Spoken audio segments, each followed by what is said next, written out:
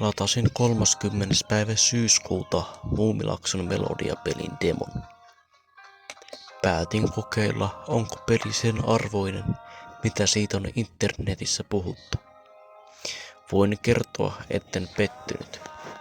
Pelissä on useita eri kieliä, mistä valita, ja asetuksissa on useita eri vaihtoehtoja ja toimintoja, miten peliä voi muuttaa, jotta sitä tulisi itselleen mahdollisimman nautinnollista. Äänimaailma, animointi, hahmot sekä musiikki luovat yhdessä oikein nautinnollisen pelikokemuksen aina syksyn pimeään ja kosteaan iltaan. Pelissä käytetään puhekuplia keskusteluvälineenä, eikä hahmojen suusta tule juurikaan usein yhtään ääntä. Tehtäviä demossa oli muutama kappale. Muun muassa Nuuska-Mukkosen pitää etsiä Ankka-emon kadonneet poikaset sekä irrottaa kylttejä puistoista ilman, että puistonvartija huomaa. Liikkuminen on hieman erilaista kuin useimmissa peleissä.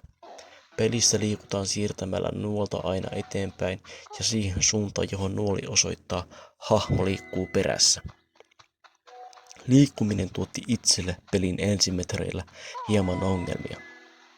Välillä hahmo ei suostunut liikkumaan ja toisinaan se meni väärään suuntaan, mutta pääasiassa hahmokin liikkui ohjeiden mukaisesti ja toimi kuten kuuluukin.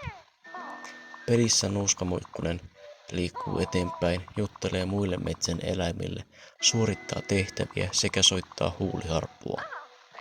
Ensivaikutelma, jonka pelistä sain, oli yllättävän positiivinen. Odotan mielenkiinnolla pelin lopullista versiota.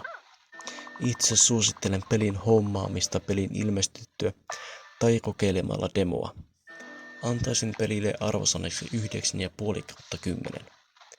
Peli omasta mielestä lähestyy oikein kovaa vauhtia täydellisen pelin luomusta, mutta pelistä löytyy kuitenkin jotain pientä, mikä pistää silmään.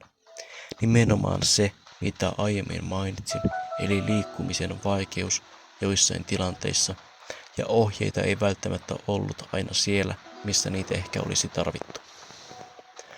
Liikkumisen voi luultavammin laittaa allekirjoittaneen piikkiin, mutta ohjeiden puuttumista ei. Toki kyseessä on vasta demo, joten peliltä ei kovin suuria asioita kannata odottaa siinä vaiheessa vielä.